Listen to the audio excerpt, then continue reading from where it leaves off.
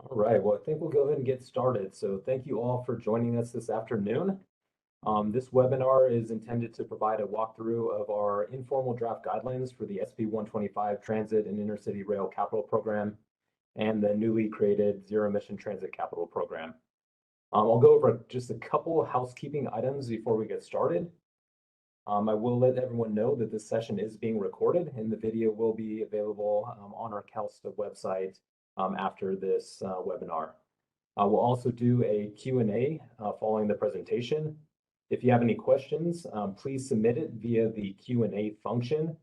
It should be a little question mark box at the bottom of your screen, if you can find that. We'll hope to answer as many questions as possible during the hour-long session, but we will follow up individually on the ones we can't get to if needed. We also have a new SB 125 transit at calsta.ca.gov email address that you can send questions to or comments to at any time. Questions sent to this email won't be answered during our session. And there will also be a slide later on in the presentation that will provide that email address again. So as mentioned, before, we'll be walking through our SB 125 formal draft guidelines today. We're very thankful for the governor and the legislature for providing $5.1 billion in the budget to support transit operators for both capital expenditures and flexible resources to support operations. So our goal today is to provide an overview of our guidelines for this program.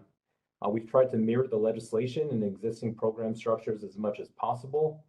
And we want to make sure that we have plenty of time to answer any questions that you might have and to take in feedback as we develop the formal draft guidelines and ultimately the final guidelines by our September 30th deadline per statute. So with that, I will turn it over to our Chief Deputy Secretary for Transit and Rail, Mr. Chad Edison. So Chad, go ahead and take it away. Thank you very much. And I'm going to go ahead and put up the presentation here.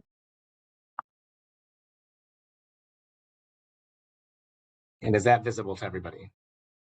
If so. Okay, so as Mark alluded to here, we have a presentation here to walk through. It's an explanatory webinar. And this is our formula-based TIRCP and Zero Emission Transit Capital Program informal draft guidelines presentation. We'll give an overview of the guidelines, talk about some timeline for the final guidelines and the submission of allocation packages, and then take some questions and feedback. The 28-page guidelines document is on our website, and you can find that in the subject area that is SB 125 Transit on our website. So as a little bit of background on the program, overall, SB 125 provides $5.1 billion between FY 23-24 and 26-27 to regional transportation planning agencies and the operators in their jurisdiction. There's flexibility to spend the funds on both capital and operating, and it's sent out on a formula basis. The funds are available both through the TIRCP and through the new Zero Emission Transit Capital Program. And SB 125 also includes a variety of reporting and accountability measures.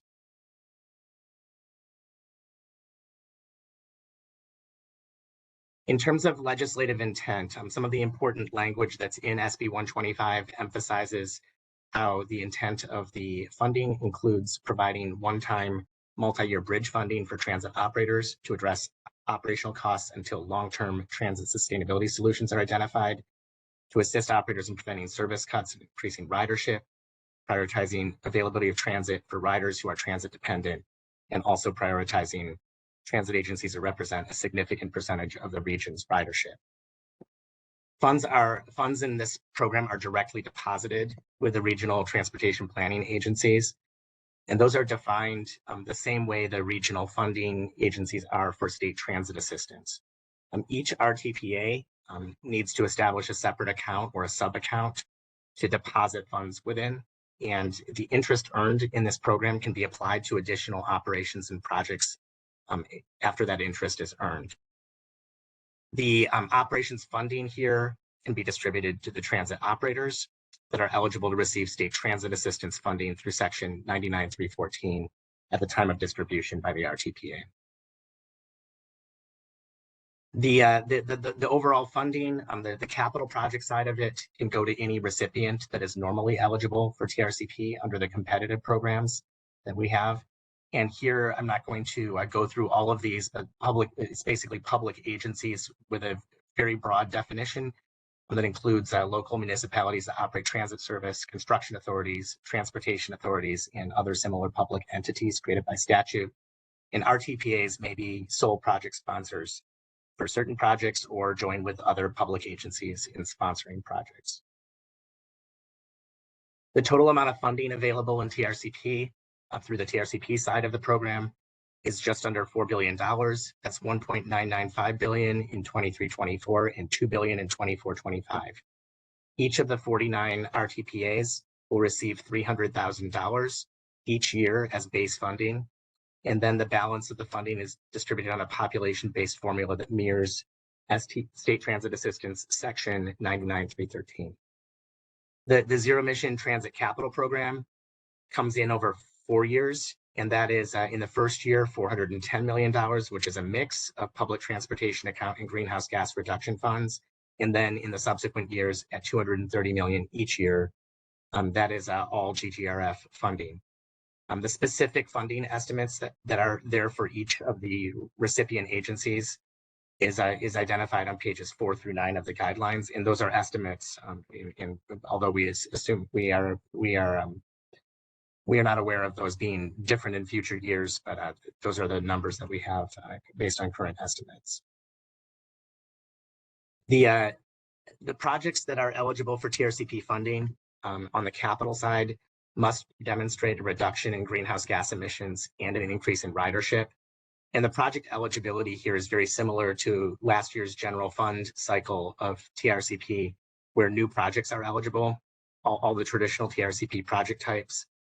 Existing projects that previously received TIRCP awards in cycles 1 through 6 may receive additional funding in this cycle in order to obtain or maintain funds from federal, state, or local sources.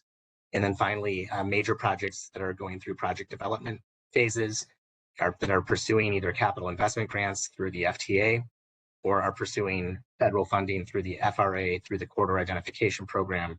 Those are also eligible. And as we've said a number of times, the transit operations are also an eligible project type for this funding of the $4 billion. The Zero Emission Transit Capital Program is a little bit different. It focuses on clean fleet, facility, and network improvement projects, replacing your vehicles with zero emission vehicles, associated fueling charging infrastructure, facility modifications, and other similar efforts are all fundable here. The projects must reduce greenhouse gas emissions. There is no specific ridership requirement on this program. And the GGRF funding has to be spent in a manner that complies with CARB's funding guidelines that apply to all GGRF funding.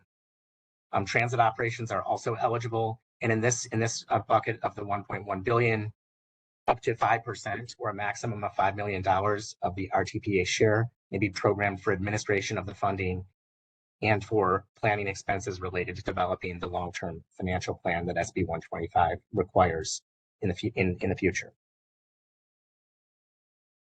In terms of the requirements for funding allocations, we've tried to keep this relatively streamlined. The allocation packages that would be submitted are initial.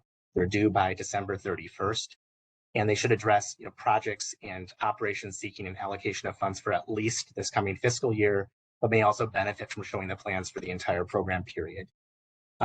You are not required to request all 23-24 funding in the initial allocation package, and we are going to be accepting updated packages on a rolling basis as you make further decisions in your local and regional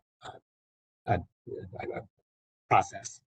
The three main sections of the plan include a narrative explanation, a detailed project description, and regionally representative transit operator data. There's also a cover page and a couple of other small things that are part of it, but these are the three main sections. That narrative explanation fulfills many of the short-term financial plan requirements for immediate service retention. And then the detailed project description really provides the information necessary to determine eligibility of the projects, and then finally the data. I'll go through those each in turn. The narrative explanation has three major parts. The first is an explanation of the funding and service actions being taken within the region using resources other than SB 125 funding. So this can include any capital project deferral or cancellation that the region might be considering, programming of funds from sources that had substantial increases, and other actions that the region is considering as it copes with the various operating situations in the region, as well as the need to keep capital projects on schedule. Then there is the description and justification of the regional strategy to use SB 125 funding on capital projects and to fund operating expenses to improve outcomes. And finally, there's a detailed breakdown and justification of how the funding will be distributed between projects and operators, consistent with the legislative intent language that's in SB 125. When these plans are submitted, we will be analyzing them and reviewing them for completeness. And that is the main approval step in that process. Then the detailed project descriptions. These are the basic principle here is to provide the data on projects necessary to determine project eligibility, but eliminate the information needed for competitive evaluation. So we've gone through the TIRCP and put in only the elements that are necessary to evaluate the projects for eligibility. For existing projects, this is very simple. You identify the project and provide a description of it, and then the reason that you're putting more money on it. In the new TIRCP eligible projects, there's a bit more detailed project information. You have to have a GHG reduction quantification and some discussion of the expected ridership benefits and the priority populations benefits. And finally, for project development activities for a new project, similar to new projects, but with no GHG calculator and a more qualitative description of the outcomes that are expected. And then finally, for zero emission transit capital, we have the project description and scope detail, three different calculator tools or criteria tables that are required: the GHG emissions reductions, the jobs co-benefits, and priority populations. Those are tied to the Greenhouse Gas Reduction Fund requirements that are part of CARB's funding guidelines. In terms of transit operations funding, we are only dealing with information that is focused on each operator that would be receiving funding, identifying their ridership share compared to the total region's ridership. That's one of the statutory requirements. Listing specific activities funded by the request, both the nature of the service being introduced and or retained or restored or increased. And then any spending that's on increased safety and security, any expenses intended to increase ridership and the benefits to transit-dependent riders. This detailed project description section will be analyzed and reviewed. We will analyze and review the detailed project descriptions for project eligibility and completeness. So that has to have an eligibility check on it. Finally, the data. The basic principle here is to provide existing data where we have existing sources, wherever possible. So CalSTA will use the Innovative Clean Transit Plan submitted to CARB, the Asset Information Module data already submitted and publicly available at FTA, and your published GTFS data to comply with some of the statutory requirements in this section. There's no need to submit those if you have, if those are on file in those locations.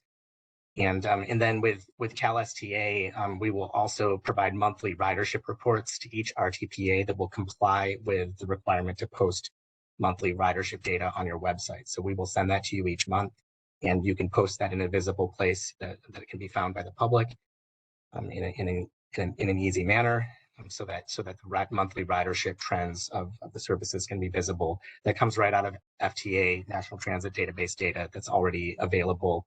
I think right now they've got data through at least June of 2023. And then finally, there are various data sets that are to be submitted with the package: existing operator-specific fleet and asset management plans, revenue collection methods and annual costs where the information is applicable and available, confirmation of the GTFS data that is in the system being current and reflecting your current service, not being 3 or 4 years old and not reflective of the current service. And then detail on the expected timing of service changes in GTFS. So when are you planning your next set of service changes, and when does the GTFS data related to that become available. But we don't need you to send that to us. It's visible in the various reporting that's already out there. Expenditures on safety and security measures and any summary of any activities related to service improvements that you are undertaking, that will kind of complete that section. And we, again, analyze this and review it for completeness. And that is the main process here. So as I've been saying, through this, we review completeness and project eligibility feedback will be provided expeditiously after you submit your allocation package. The incompleteness of a package may be remedied, and we will have a way of doing that in a timely fashion. And then specific project eligibility can be addressed without delaying the receipt of funds for the eligible project. So we will give you choices there to either provide more information so that project is eligible, to substitute one project for another, or to ask to remove the project for now, but approve everything else. And that's really just to make sure things move forward and you get access to as much of your funding as possible, as soon as possible. Also in the guidelines, we make it clear that we are not intending to have any infringement on local decision-making processes that determine the specific projects proposed for funding. That is really a regional and local decision to make in terms of how you work through what choices you're making here with this funding. And then finally, that you can update your package after the initial package is submitted. You can remove projects, you can add projects, and you can ask for future years of funding if you didn't identify those in the past. You also can add projects that are funded by any of the interest earned on the money that is deposited with each of the RTPAs. Finally, a couple more slides here before we get to the Q&A. On August 31st, we're going to be releasing the draft guidelines. These are informal drafts. On September 7th from 9 to 10, we will have a formal workshop on those draft guidelines. And a week later, we will have the closing date for comments. We then will publish our guidelines, our final guidelines, on September 30th. Between October 16th and December 8th, we will have on request optional technical assistance meetings to help provide input on how to put a complete package in, or to clarify questions that you have as you're developing these. And those can be requested through the email inbox that we referred to earlier in the meeting. And then finally, on December 31st, the initial allocation package and data are due. Certainly, if you want to get it in earlier than that, that will help us start our process of review sooner and hopefully get resources out the door sooner as well.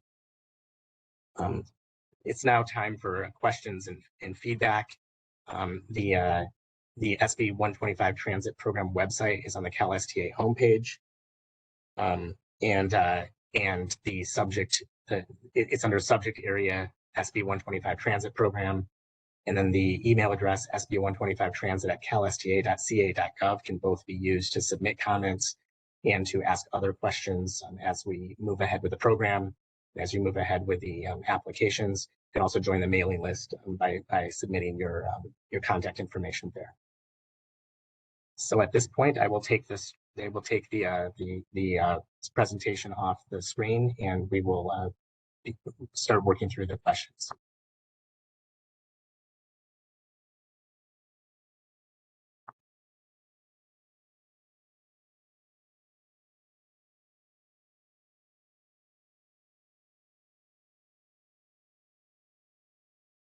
Okay, so the first question is a good one. I'm going up to the top here from Mary Dover at NCTD. Is if RTPAs choose to use the SB 125 TIRCP funds for a planning project, will that preclude the project from seeking construction funding from the standard TIRCP discretionary program in a future cycle? And the answer is no, it will not preclude it. You can go ahead and spend money on planning. You can later come back in and provide that project for a competitive discretionary award in the future.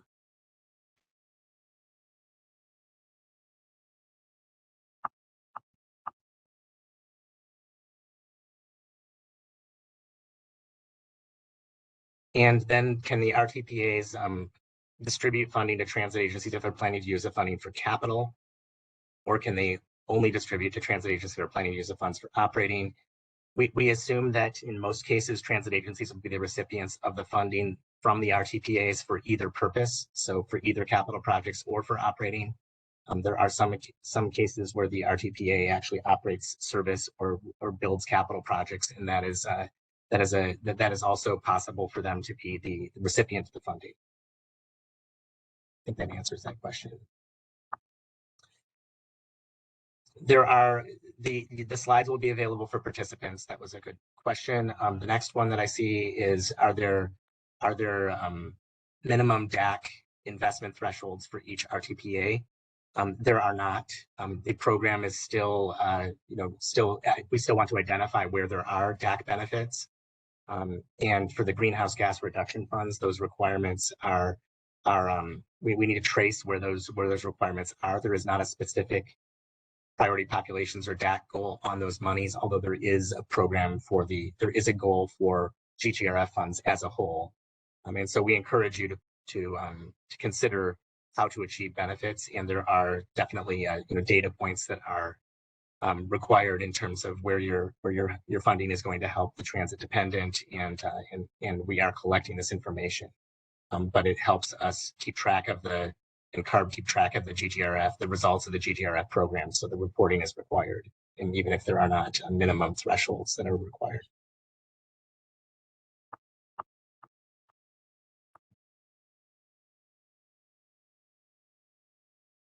In terms of the question, we will get more detail on this, but the question of 2 bank accounts and will those be required for deposits of the TIRCP or ZETCP?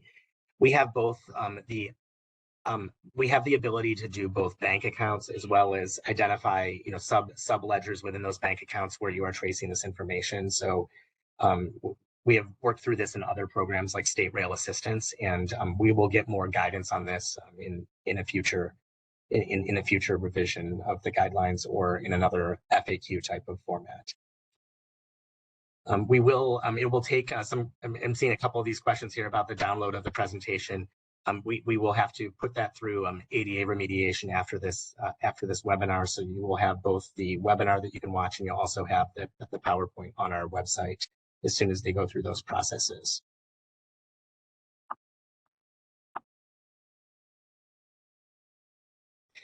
There's a question from Ben Gonzalez about having an existing TRCP project. Does it need to be included in the updated allocation project package if no additional funds are requested? If I understand this correctly, this is a question of a project that you're not seeking any of this funding for, and in that case, you don't need to report on it or put it in your allocation package.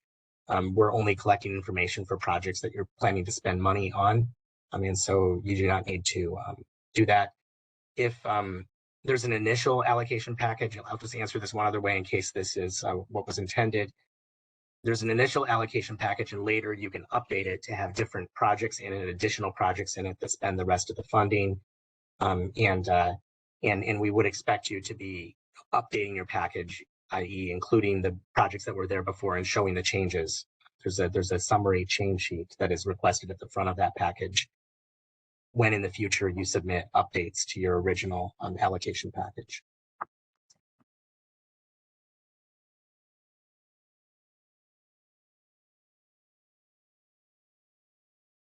So the question here about administrative costs and so forth, we are trying to say in the guidelines that 5% or 5 million maximum can be spent both for administration of funds and for the long-term financial planning. So it can be spent on both, not excluding one or the other. And that is the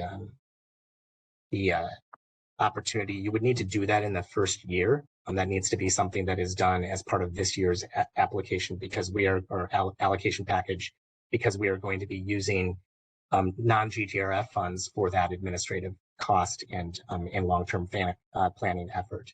So again, the guidelines are trying to make clear that 5% of the Zero Emission Transit Capital Program monies that you receive can be spent on those two activities. We don't break down how much can go to either at this point. Under Zero Emission Transit Capital, would Tier 4 locomotives be eligible? No, they would not. They are available under the TIRCP. They do have, as long as you're replacing a dirtier locomotive with them. But under Zero Emission Transit Capital Program, only zero emission equipment is available to be funded with it.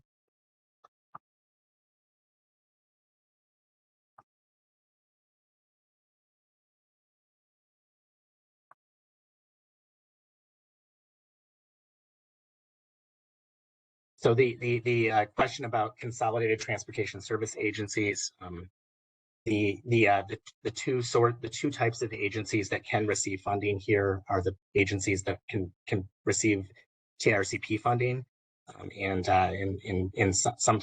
so any public agency described in the TIRCP program can receive TIRCP funding. Zero emission transit capital funding has the same definition. So basically, if you are either an operator under 99-314 or you are a TIRCP eligible for TIRCP funding, you can also spend zero emission transit capital with those same agencies.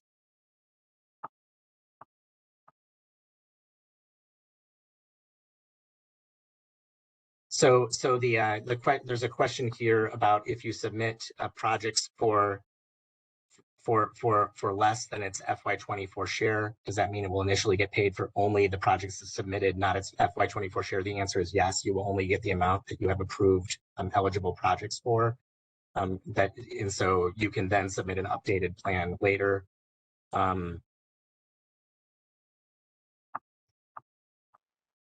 And we are following there's a question about the county treasurer in parentheses. This is based on our understanding of how the STA money flows and how that is indicated by the state controller's office as having flowed to those entities. If there's more detail here that any of the RTPAs would like to provide that would suggest that we need to refer to that differently, please provide that information to us in a comment to our inbox. And what we're trying to do here is mirror this simplicity of distribution that is present with the current state transit assistance to those regional agencies, and so our intent was to mirror that in our package. If there is a different way that any of you would want that referenced, please provide that information so we can see if there's more that needs to be addressed there.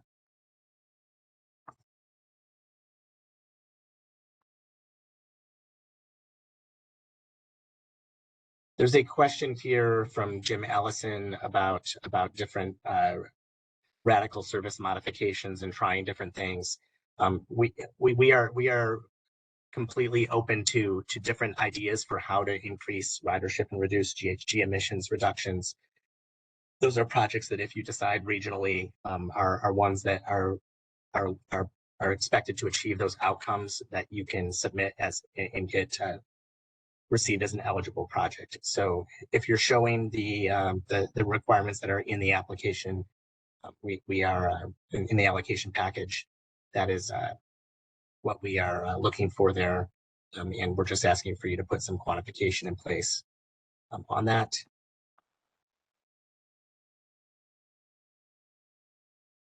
And at this point, given our experience with other programs, we're not right now planning to have a time limit on the window of time to change your or amend your allocation. We have found that it's often easier to do those on a flow basis, on a rolling basis, than it is to have a rigid deadline set during the program. So right now we are planning to take amendments and updates as they come in and analyze them and review them for completeness at that time.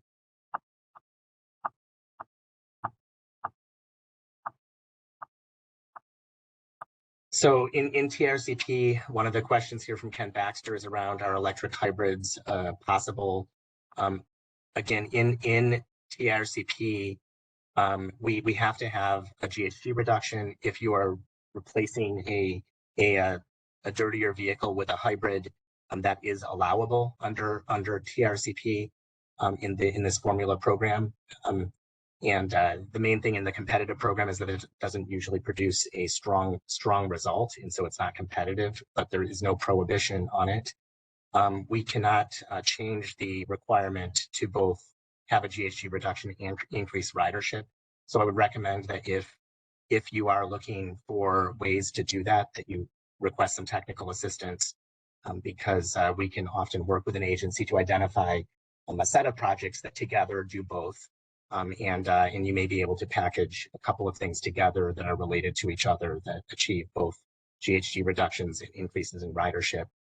And that is often how, and this is described some in the guidelines, but this is often how projects come into us in the competitive TIRCP program, where there are a number of related activities that are part of a broader strategy of doing both of those efforts. So I hope that's helpful.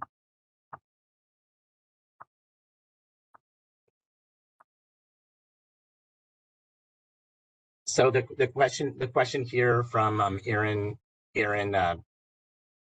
from SB is, when do we expect the funds to be distributed? We have a goal of getting all of those funds out by April 30th.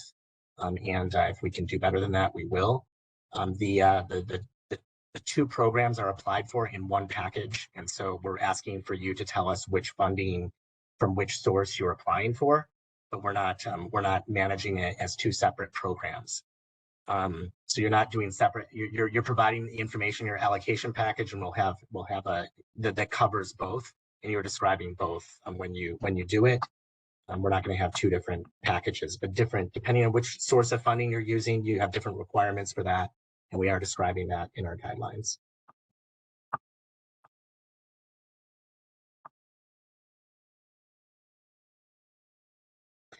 There's a question here from Julia around what we are addressing in terms of the local, state, and federal funds. Here we are looking for your strategy on those funds. We're not saying that all other funds must be used before an operator may use SB 125 for operational purposes. So that is not what we are trying to communicate in our guidelines.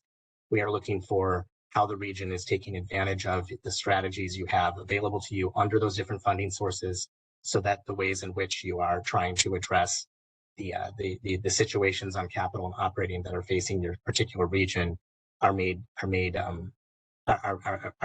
then in that document explaining your strategy on funding. So that is something that we are trying to have you provide a narrative on, but we're not asking you to use all those funds before you can use any SB 125 funds.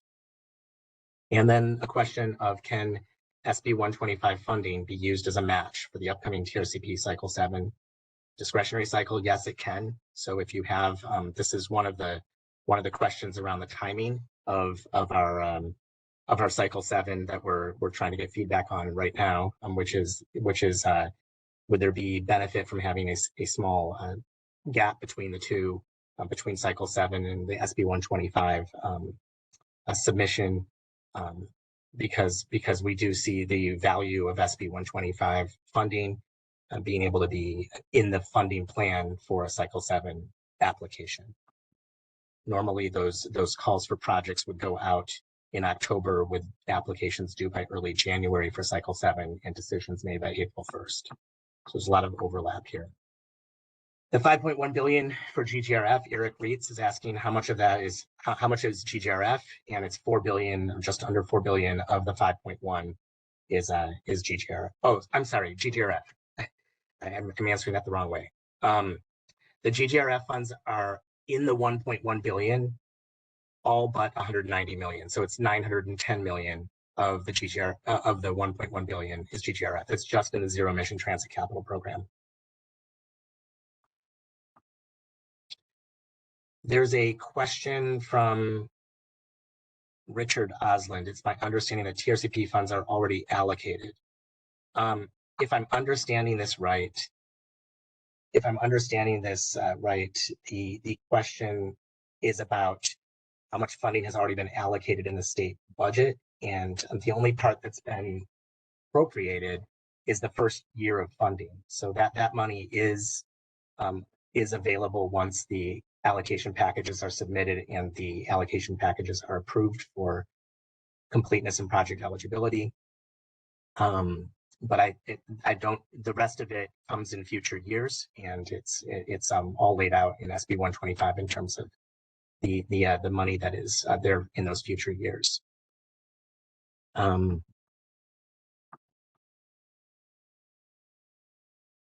We will try to provide more clarity to Eric Williams' question here on the expenditure of funds by 2028. We are mirroring language that is in the statute, and so I will look and see if we can clarify that later. So there is going to be a competitive round. This is Mike Hines. There will be a competitive round for TIRCP Cycle 7. It involves different funding and involves the traditional program. So we will be, we are nearing draft guidelines on that program as well. And it is on a regular 2-year cycle using completely different types of money. It uses GGRF that comes specifically to TIRCP from cap and trade auctions, and it also uses the transportation improvement fee that's part of SB1 for its funding. And so we will have an additional round that is competitive on top of this $5.1 billion, and that will be out soon in terms of funding. Let's see.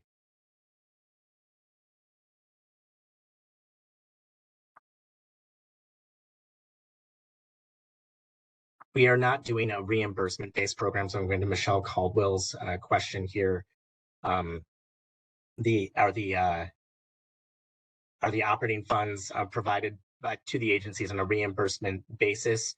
Our money goes out for operating or for capital to the RTPAs, and it is the decision of the RTPA and the region to decide how you want to distribute those monies to those agencies. So if you choose to do that on a reimbursement basis, you can. If you choose to transfer we will clarify this more in our upcoming package, but it's from our end, the money is transferred to the RTPA at the time of having an accepted allocation package. And we will get more detail on that relationship there between the RTPA and the operators or the other agencies that are helping do the projects. I think I've answered the question about disadvantaged communities already. It's not a specific requirement to meet that in your package, but if you are, you need to provide the information.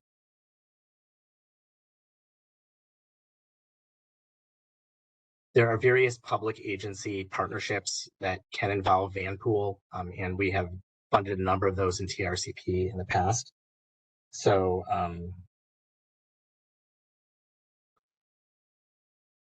so that is something that you can find ways to make Vanpool projects eligible. If you want specific technical assistance on that, please let us know.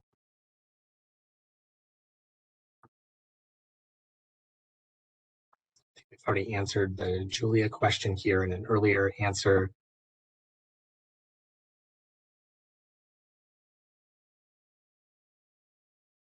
Not understanding Darrow's question on the allocation process. So we might need to get more information on that.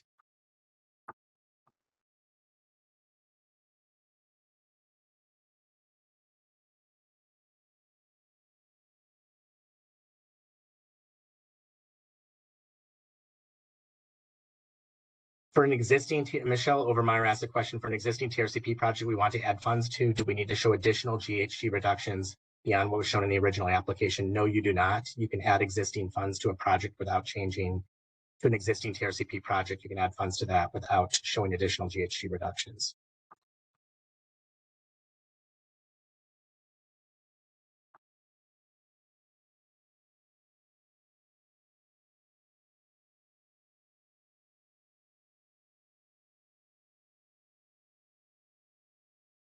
Okay.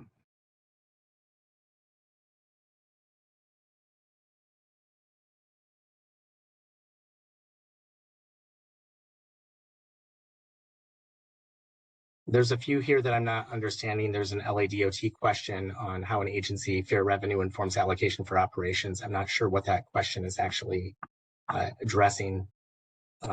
So I will, unless there's another way to express that, I will skip over it for now. I'm glad to try to answer it offline.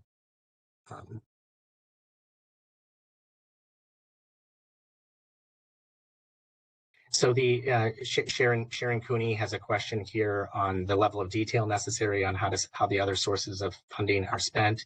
This is summary level information around the strategy. So it is asking for a relevant explanation of how that funding is being used to address the challenges facing the region based on what is in the statute and in the short-term financial plan.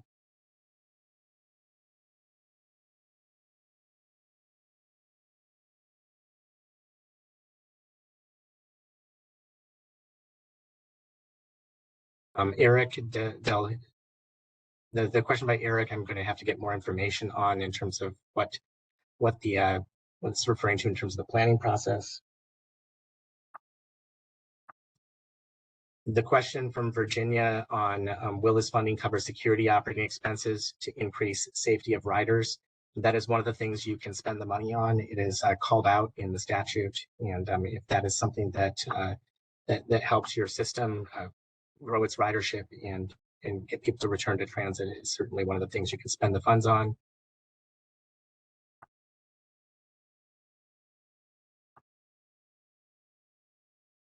Peter's question on audits, we don't have a specific answer to that yet. We will go ahead and consider that for our next round of guidelines. The question of is 5% admin amount on the total awarded amount. The 5%, as is expressed in the guidelines right now, is intended to be one-time available this first cycle of 23-24 funds, because the source of it is only available in 23-24.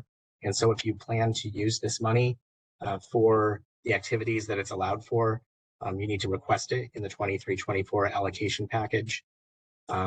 If you decide you don't need it all for those activities and you want to shift it into a project later, you can update your allocation package and move those funds over to either operations or a capital project.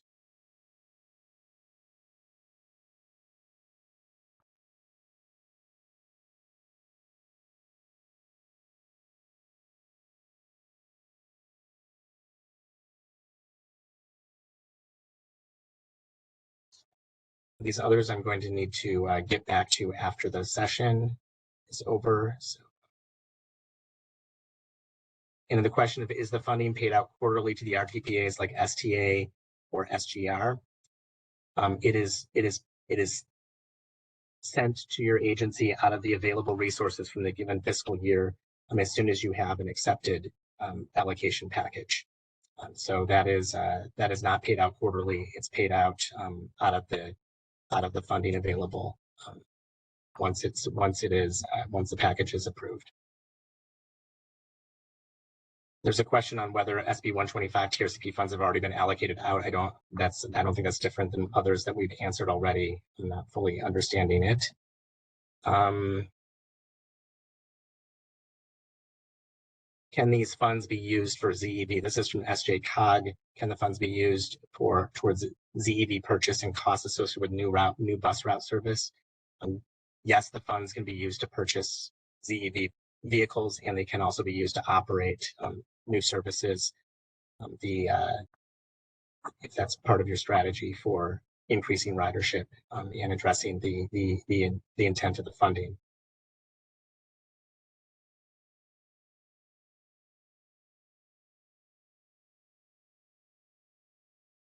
I have to get more answers back to some of these questions that are pretty technical in terms of cash or encumbrance. We are asking for existing plans to be submitted. So if you've submitted your ICT plan, we already see it there. You don't have to submit the ICT plan in order to meet the data requirement. But we see that there are ICT plans that are approved, and those start showing up on the CARB website. And that is all you need to do is meet that target of us being able to see that there's a plan there. The other side of it is that if you have a fleet management plan that is available, or an asset management plan that is available for your own management purposes, we do ask for that to be submitted. We're looking for existing data and existing plans, not ones that have not yet been finalized.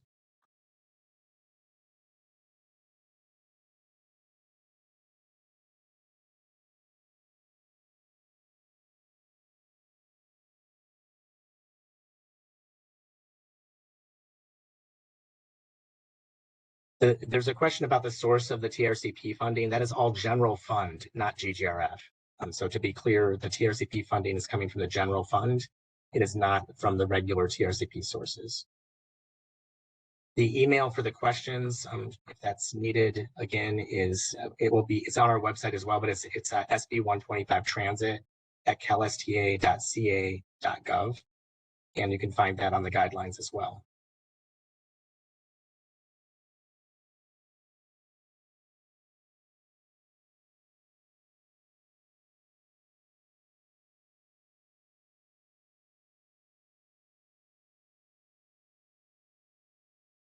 There are many of these that we're going to have to address. They're getting to some pretty technical issues around what you can do with the money and how it involves returning funds or replacing existing funds on a project. As part of an overall strategy, there may be the benefit of using one source of money rather than another, and we need to get more information on each specific case. So I think we need to get to that. The question of the 5% admin and planning function for RTPA use. It can be used by both the RTPA and by transit agencies. That's a decision to make locally. You can spend the funding within your region. There's no direction on who to give the specific money to in terms of operators within a regional boundary. And so you can split it however you want. These aren't 99.313 funds. It's population. We're using the population basis that's behind 99.313 to allocate the amount to each RTPA from TIRCP, and we are also using that as part of the formula, like the state transit assistance formula does, to calculate the amount that each region gets out of the zero emission transit capital program.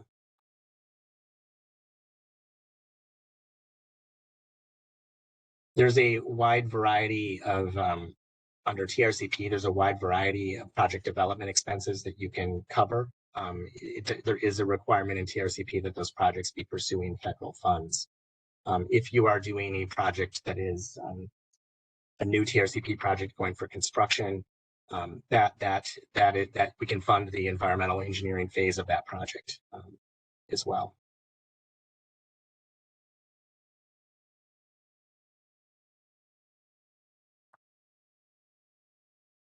In terms of how will the funds be provided in the past, I mean, you need to submit an allocation in the future. You have to submit an allocation package to us that is a complete package covering the funds that you're requesting. So, you know, many agencies will do that on an annual basis in terms of updating it. And we basically need to have an approved project list of eligible projects in order to send the funds. So however you may choose to do that, some agencies may choose to do that for multiple years all at once. Others may choose to budget for this annually. I mean, we can take the allocation package either way, but we can only send you the amount of funds that are in approved projects. We don't send the funds before we have that list submitted.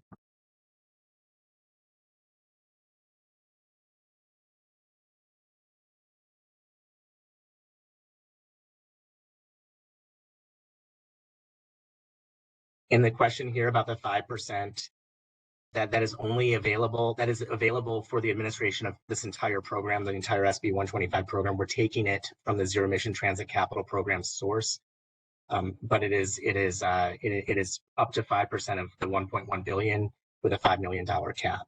So that is available for the entire program. And the question of if you do not report monthly to the NTD, we are only asking for existing data to be reported, and that is what we will give you a report on automatically. So those are really the main questions. I'm at the bottom of the list here. Be glad to have more added. If there are any more, we have about 9 minutes remaining in the webinar. And if we don't have more that we can address at this point, we will go back through these on a few of the unanswered questions and try to provide that information. I see a couple more coming in here. From OCTA is a board resolution required to submit the list of projects. What we require is a signed cover letter with a signature authorizing and approving the request by the eligible RTPA. So this needs to be with an authority that can sign the letter saying that this is authorized and approved for submission. And we're not specifically requiring a board resolution, but each agency will have its own approach to how to provide that authority. There was a question on how the numbers in the tables add up, and I will just to walk folks through that, if you're looking at the table, the first three columns are an annual number because they are different from year to year. The fourth column, which says years 2 through 4, ZETCP, you basically need to multiply that by 3 to get the total that you need for the grand total. So what we have here is in year 1, we have $1.995 billion to distribute. In year 2, for TIRCP, we have $2 billion. Year 1 for the Zero Emission Transit Capital Program is a $410 million year. And then each of the years 2 through 4 is the same at $230 million. And so that table, rather than, in order to make it readable, we have a column that represents the annual amount per year for each of those 3 years, for years 2, 3, and 4. And then you will get to the grand total amount.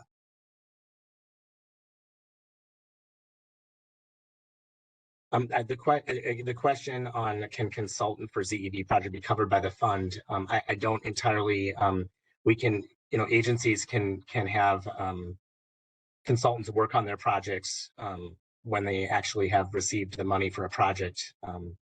I don't believe this funding can be used to pay a consultant to submit an application or something like that. So that is not something that is probably covered here, but again, the details here, we would need to know more to answer that question thoroughly.